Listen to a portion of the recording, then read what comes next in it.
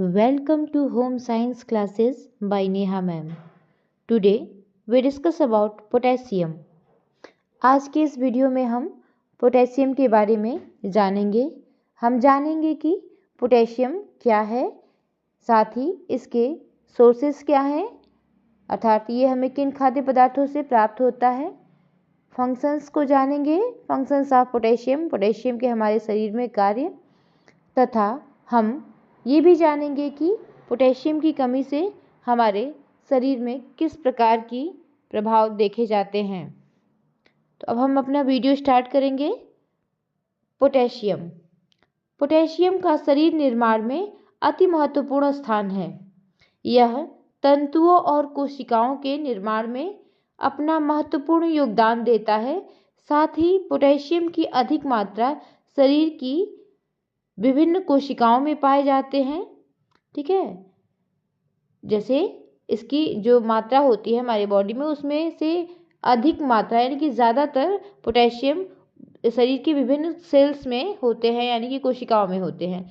एक व्यक्ति के शरीर में 250 ग्राम पोटेशियम उपस्थित रहता है तथा इस उपस्थित कुल पोटेशियम का 90% भाग ऊतक तथा, देखिए ऊतक क्या है, सेल से मिलकर बनता है, तो वही दिया था ऊपर कि विभिन्न कोशिकाओं में पाए जाते हैं।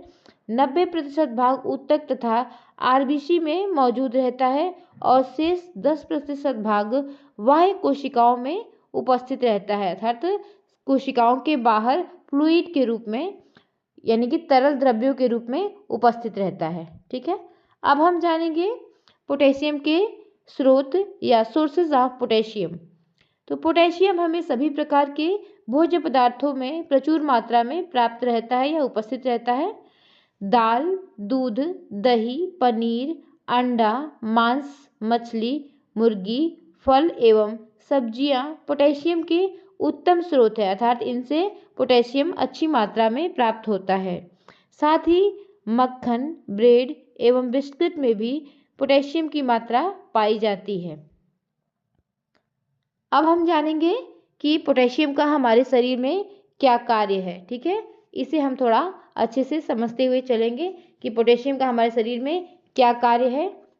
तो देखिए, इसका सबसे पहला कार्य दिया है अम्ल और क्षार संतुलन को विनियमित करने में, अर्थात पोटेशियम हमारे शरीर में अम्ल और क्षार का जो संतुलन होता है, यानी उनके में जो धाराएं और उनके जो रूप होते हैं उनके संतुलन में महत्वपूर्ण भूमिका निभाता है।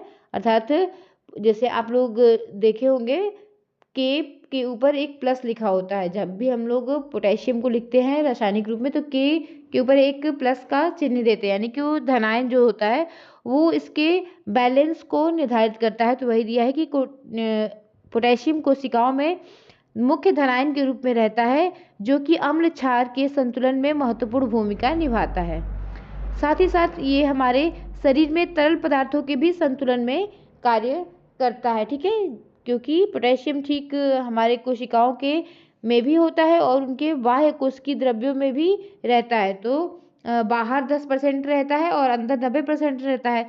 तो इसकी जो मात्रा होती है, ये अगर दोनों तरफ सही है, यानी कि कोशिकाओं और ऊतकों में 90% और कोशिकाओं के बाहर जो फ्लूइड है यानी कि द्रव्य है उनमें 10% है, तो इस प्रकार से यह क्या करता है, शरीर के जो तरल पदार्थ है उनमें भी संतुलन लाता है। ठीक है, नेक्स्ट इसका कार्य है मांसपेशियों के संकुचन में सहायक होता है। जब हमारी मांसपेशियां संकुचित होती हैं तो पोटेशियम पेशियों से निकलकर बाह्य कोशिकीय रसों में चला जाता है, और जब इसका विमोचन यानी कि जब ये फैलता है तो ये पुनः अपने बाहर के रसों से, यानी कि बाह्य एक्सटर्नल जो फ्लूइड होता है उससे यह पूरा अपने पेशियों में चला जाता है। तो इस प्रकार से यह पेशियों के संकुचन में भी सहायता करता है। ठीक है, इसका नेक्स्ट कार्य है कि यह हमारे दिल की धड़कन को भी नियमित रखता है और कोशिकीय द्रव्यों के परासरण में भी सहायता करता है। साथ ही देखिए, सबसे इसका एक और महत्वपूर्ण कार्य है कि यह ग्लाइकोजन के संश्लेषण में भी सहायता करता है। ग्लाइकोजन के संश्लेषण में पोटेशियम का बहुत महत्वपूर्ण भाग या कहें योगदान होता है, क्योंकि 1 ग्राम ग्लाइकोजन के संश्लेषण जो कि यकृत में होता है, जहाँ पे 14 ग्राम पोटेशियम पहले से ही जमा होता है। अर्थात अगर यकृत में पोटेशियम की मात्रा कम होती है तो ग्लाइकोजन का जो संश्लेषण होता है वो भी प्रभावित होता है। तो इस प्रकार से पोटेशियम ग्लाइकोजन के भी संश्लेषण में सहायता करता है। ठीक है, साथ ही साथ ये हमें पोटेशियम बाह्य कोशिकीय जो रस होते हैं यानी एक्सटर्नल जो फ्लूइड होते हैं उसमें भी अत्यंत आवश्यक घटक होता है, क्योंकि पोटेशियम की जो मात्रा होती है शरीर में अत्यंत ही कम, मतलब 20 मिलीग्राम से लेके पर 100 ml जो हमारा ब्लड होता है उसमें 20 मिलीग्राम होती है। इस प्रकार से ये क्या करता है, मांसपेशियों की भी क्रियाओं को भी प्रभावित करता है। नेक्स्ट, और इसका एक और कार्य है कि यह हमारे जो हमारा साइटोप्लाज्म होता है उनको, जो हमारे साइटोप्लाज्म अर्थात कोशिका द्रव्य जो होते हैं यानी कोशिकाओं के बीच में जो द्रव्य पाया जाता है उसके परासरण दाब को भी नियमित रखता है। ये क्या परासरण दाब क्या होता है कि कोशिकाओं के बाहर के जो द्रव्य हैं उनका अंदर के पदार्थों पर जो प्रभाव पड़ता है, यानी कि उनका बाहर से अंदर आना और अंदर से बाहर जाना। ठीक है, तो ये जिस दाब की क्रिया से होती है उसे भी यह नियमित रखने का कार्य करता है। कौन? पोटेशियम। अब इसका लास्ट कार्य है कि यह कोशिकाओं के आंतरिक पीएच को भी नियमित रखता है या संतुलित रखता है। तो इस प्रकार से यह पोटेशियम के कार्य हो गए हमारी बॉडी में।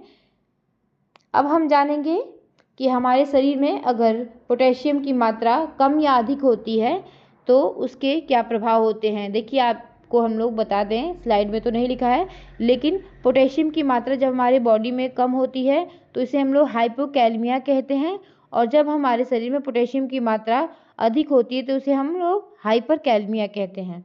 तो यहाँ अब हम लोग दोनों की ही बात करेंगे। तो जब हमारे शरीर में पोटेशियम का असंतुलन होता है तो हमारे शरीर में पीड़ादायक संकुचन देखा जाता है, अर्थात हमारे शरीर की मांसपेशियों में ऐंठन देखा जाता है। ठीक है, और दूसरा कार्य उसका प्रभाव है, अर्थात अगर पोटेशियम की मात्रा में असंतुलन होता है तो दूसरा प्रभाव होता है कि मानसिक व्याकुलता होती है, जिससे व्यक्ति बहुत ज़्यादा चिड़चिड़ा हो जाता है या क्रोधित होता है। ठीक है, और तीसरा इसका प्रभाव है, अगर पोटेशियम की मात्रा कम या अधिक होती है तो हमारी बॉडी में आलस्य होता है या हमारी को किसी भी काम में रुचि नहीं रहती है, यानी कि मन नहीं लगता है।